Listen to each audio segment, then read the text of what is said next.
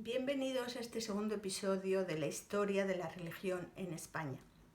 Hay muchas referencias a que los judíos estaban establecidos en España antes del primer siglo, por tanto antes del cristianismo. Así encontramos colonias en muchas partes de España. No eran muy grandes, pero sí muy numerosas. Las encontramos en, por ejemplo, Mataró, Barcelona, Tarragona, Játiva, Cartagena, Málaga, Cádiz, Sevilla, Mérida, Astorga y un largo etcétera. Se lee en la Biblia que Pablo tenía la intención de venir a España y es plausible ya que había muchos judíos y sinagogas y él tenía costumbre de cuando llegaba a un sitio, a una ciudad, ir a visitar la sinagoga. El judaísmo planteaba, según el Talmud, restricciones en cuanto a los matrimonios mixtos, festividades o comidas. Los reyes, en convivencia con la curia romana, empezaron a hacer leyes, digamos, para tener a raya a los judíos, prohibiéndolos tener esclavos cristianos, construir nuevas sinagogas. Se planteó también que llevaran un distintivo, como se hizo en el Tercer Reich, y más tarde aún se pondrían las cosas más difíciles para ellos. Por tanto, el judaísmo y el cristianismo convivieron por un tiempo más o menos soportándose, con mucha suspicacia, desconfianza y recelo. Así, en varias ocasiones fueron impelidos a convertirse y bautizarse. Y los judíos pues lo hacían por interés, por miedo, por imposición o con verdadera fe. El caso es que también a esos conversos se les miraba con mucha desconfianza, y es que los reyes godos y visigodos llegados del norte, germanos y con mayoría de creencia arriana, poco a poco se fueron pasando a lo que dominaba a la Hispania romana, que era el cristianismo trinitario y ya convertido en catolicismo. Su evolución y unión con y dentro del catolicismo llevó a duras leyes en contra de cualquiera disidencia en cuanto a la religión. Siguen las tensiones con los judíos y en el Sexto Concilio de Toledo se impulsa la expulsión de los judíos. A esto el Papa Honorio I parecióle suave la medida y presionó para que se fuera más duro. Esto ya sería un patrón que se repetiría, donde las presiones papales para que los reyes fueran más severos con los judíos de lo que era su intención, ya que los reyes muchas veces dependían del dinero judío para financiarse, como ocurrió con los que se conocen los reyes católicos. Pero no vamos a adelantarnos. Hubo numerosos concilios en Toledo donde se dictaron disposiciones para solventar el problema judío, que se cumplirían más o menos, con más o menos rigor, dependiendo del rey en ese momento. Y llegamos al concilio 17, solo un año y medio más tarde que el anterior, y después de un hecho que se consideró como traición por parte de los judíos, donde provocó que se les condenara a privación de sus bienes, a la desmembración de sus familias, separando a los hijos mayores de 7 años para convertirlos al catolicismo. Dispersaron una dispersión por el reino y sometiéndolos a servidumbre perpetua. Hubo grandes matanzas, incluyendo mujeres y niños, que mermaron su población en 2/3 partes.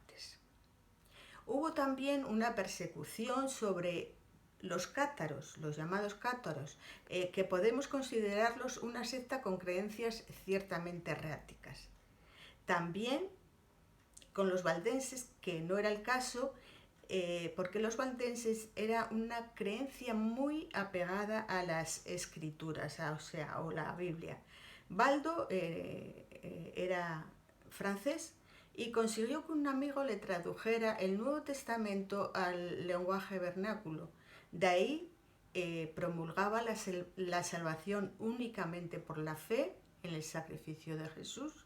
Las obras vienen a causa de la salvación y no para conseguirla. Y estaba en contra de las indulgencias.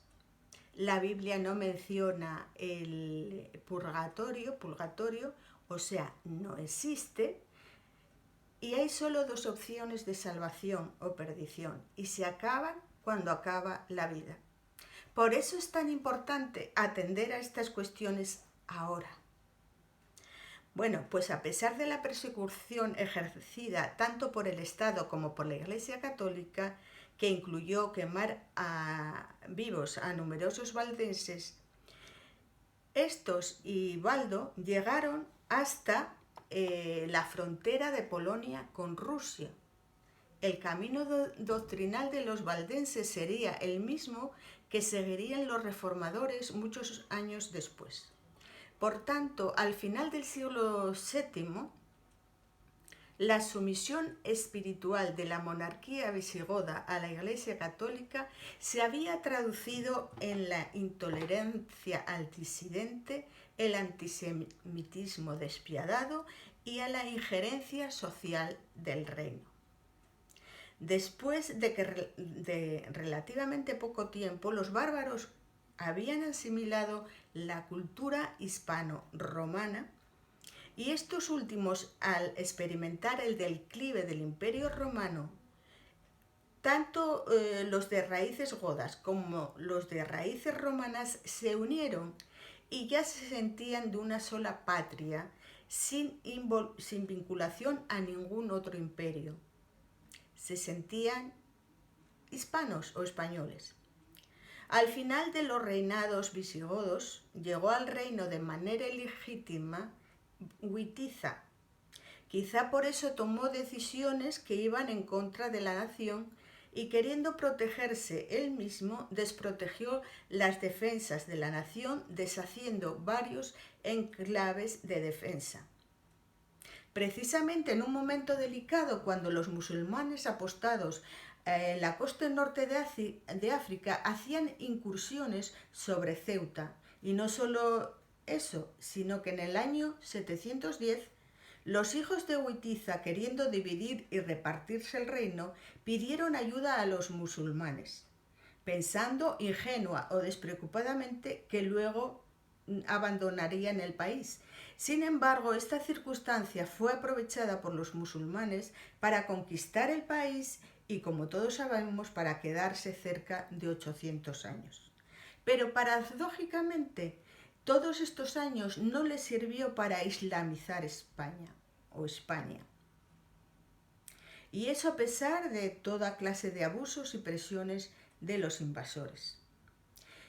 Y bueno, así llegamos a los reyes católicos, la reconquista, la unión de los reinos de España, el descubrimiento de América, la instauración de la Inquisición, pero esto lo dejaremos para el próximo episodio, que os esperamos a todos vosotros. Gracias y hasta pronto, hasta la próxima. Adiós.